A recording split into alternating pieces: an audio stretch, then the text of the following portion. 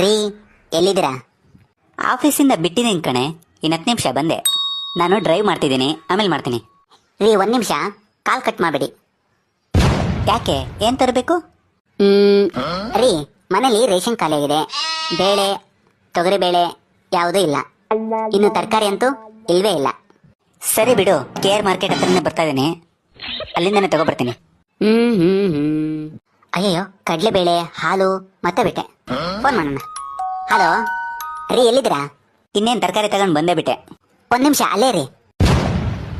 ಅಕ್ಕಿ, ಕಡಲೆಬೇಳೆ, ಉದ್ದಿನಬೇಳೆ, ತರಕಾರಿ ತಗೊಂಡ್ರಾ? ತಗೊಂಡಿದ್ದೀನಿ ಕಣೆ.